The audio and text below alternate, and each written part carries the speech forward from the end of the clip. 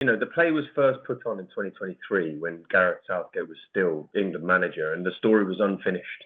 There was the play ended at Euros 2024 in Germany, whereas now, obviously, we have an ending to the story. Gareth Southgate has resigned, never quite got that second piece of silverware for England.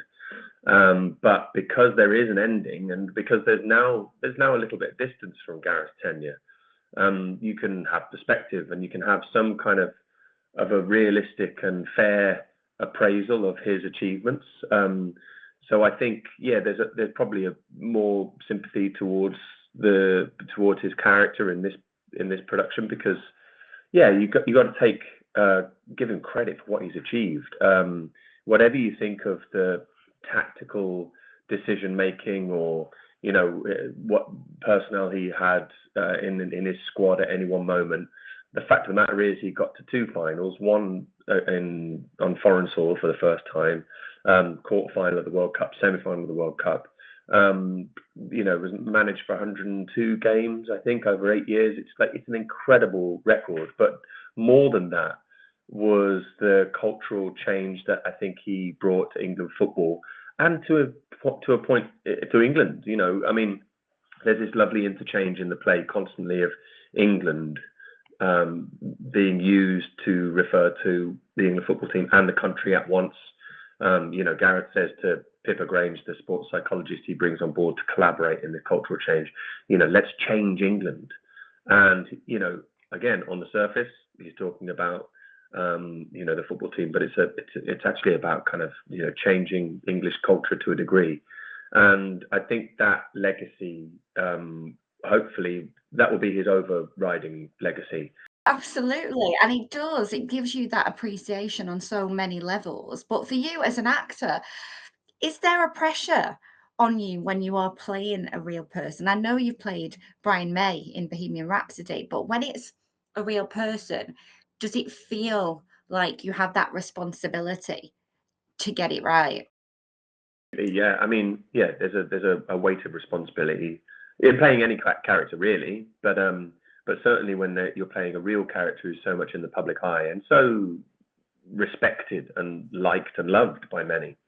So you do your work diligently and try and represent that person to the best of your ability. I think you still want to avoid being sycophantic and saccharine and over the top. You still have to try and portray the character, warts and all. And I think really, that's how I would think that's how Gareth would want to be depicted. He'd want to have like all of the grey areas depicted as well. It certainly gives you an extra focus when you're approaching the work, for sure. And you certainly do that, because I literally, it's not like you say that you're doing this parody of him. It's actually you watching it, and within the first kind of 5 minutes, it's like it. This is Gareth, it's the embodiment. And I mean, obviously, that's testament to what you do day in and day out. I do know that there's other lengths that you go to though, with the teeth, right?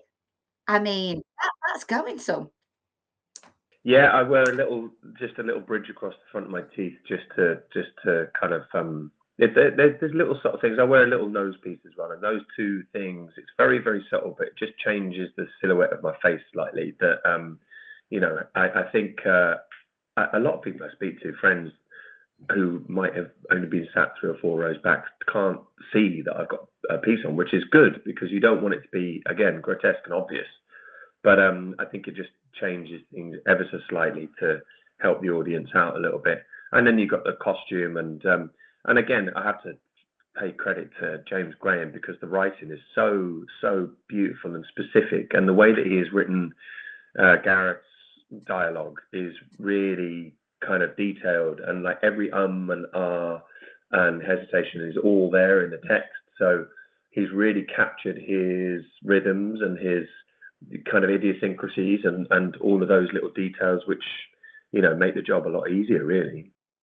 And also the staging of it is so fantastic. You have the screens around, the stage revolves. There's a lot of choreography to this. It's not just kind of about, the matches themselves, which is impressive because you don't ever see a ball in this show, do you?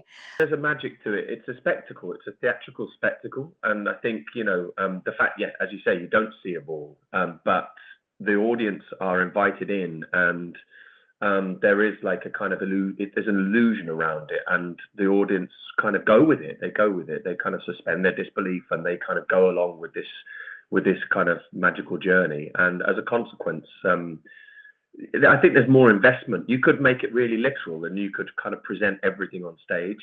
But because it is a theatrical event, you're inviting the audience's imaginations in, and so when that happens, they are fully invested, and it becomes like this kind of beautiful kind of breathing thing between the actor and the audience. That each night, like something really special happens, and I've had friends and family been to see it down in London, and they say they're totally unaware or unexpected waves of emotion that they're kind of hit with, and they go through the highs and the lows, and yeah, you're kind of in for the ride. You're so right. In the whole thing, you are literally going up and down. It's like England Fever condensed into one production. It's that massive hit, that you get, and you get carried away with it. And even though you know the outcome, it's weird. You're feeling that tension when they're going up to take the penalties. Yeah. I mean, it's a real kind of, it's helped for every aspect of the production with the sound design, the lighting, and obviously the performances, choreography, and everything else. But yeah, it's a really special moment, and also it kind of like taps into our memories of those moments. We all kind of, even if you're a football fan or not, you do kind of mark your life by these kind of sporting moments of World Cups and the Olympics and European Championships, all these kinds of things. You do remember them. I mean, the other thing that I really love about this production is that it's bringing in new audiences, people that might not otherwise have been to the theatre. So today at the Olivier, we've got about 1,000 school kids coming in, some of whom might not have been to the theatre before, and that is a real joy and a real privilege. I was going to ask about the different audiences because you're coming to Lowry, which is just by one of the most iconic football grounds ever, Old Trafford. Obviously, it's a huge footballing city and a huge cultural city. It will be the first time that this play will have been seen outside of London.